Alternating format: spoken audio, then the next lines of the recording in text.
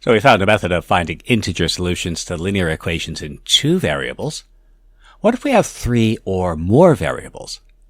As before, we'd want to form congruences that eliminate all but one variable. So let's try to find an integer solution to this equation. If we work mod 35, we'll eliminate the 5y and minus 7z term, obtaining. If we work mod 21, we'll eliminate 3x and negative 7z. And if we work mod 15, we'll eliminate 3x and 5y. Solving these equations give us. And if we substitute these into our equation, we get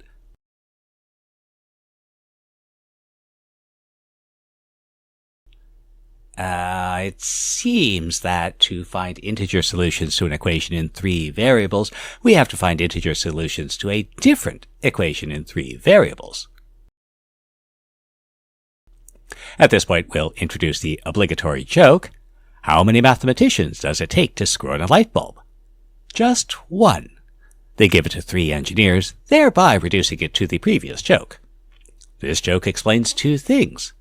Why my number has been blocked by HBO, Netflix, Amazon, and Hulu, and how mathematicians approach problems.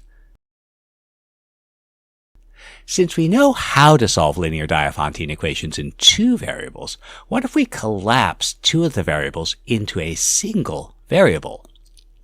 We can then find integer solutions to a 2-variable linear equation.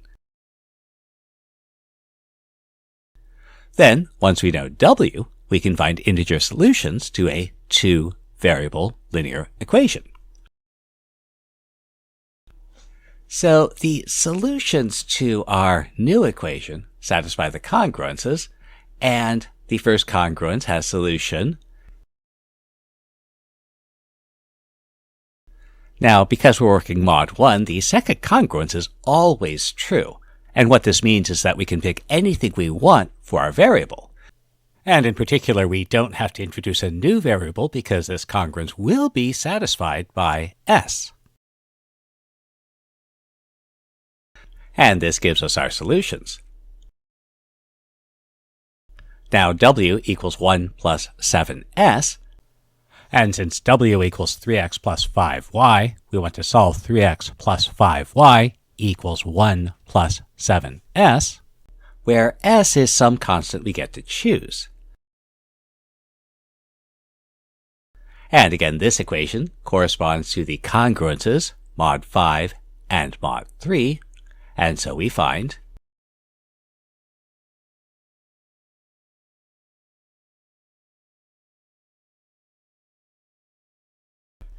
now we can substitute these into our equation, which gives us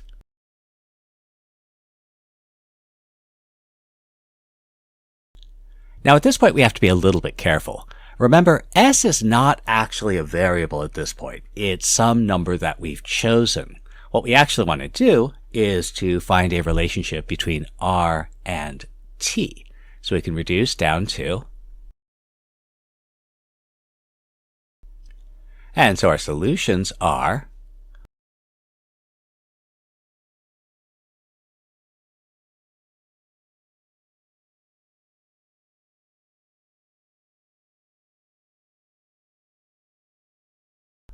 and notice that here we have 2 variables we can choose values for, s and t. And so we might find some integer solutions. If s is 0 and t is 0, we get. If s is 1 and t is 0, we get. And if s is 0, t is 1, we get. Well, let's try to find integer solutions to this linear equation. So as before, we'll let 3x plus 15y equals w, and we'll find solutions to this equation, which will be.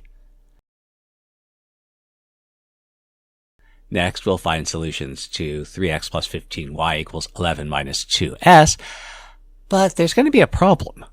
Since the greatest common divisor of 3 and 15 is 3, then the right-hand side must be a multiple of 3.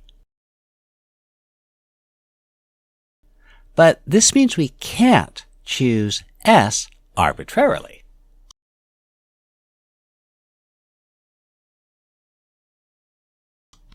We can avoid this problem if we remove the common factor initially.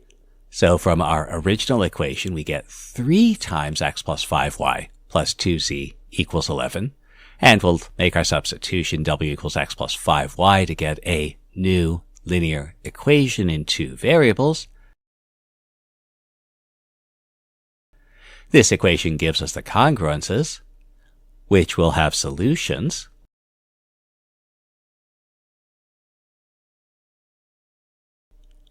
And substituting these into our equation gives us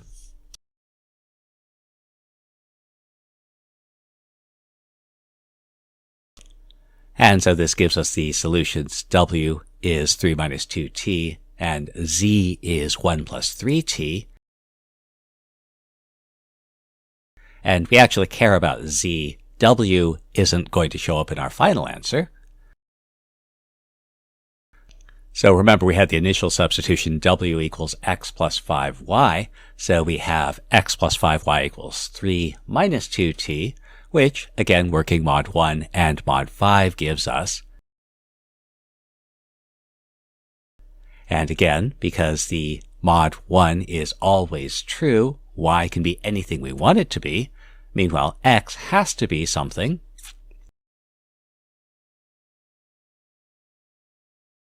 Substituting these into our equation gives us the relationship between the variables r and v. Again, remember, t in this context is a specific number that we've already chosen. And so now we have our equations for x, y, and z. And again, our values for x, y, and z are based in terms of 2 variables t and v. So choosing different values for t and v give us solutions.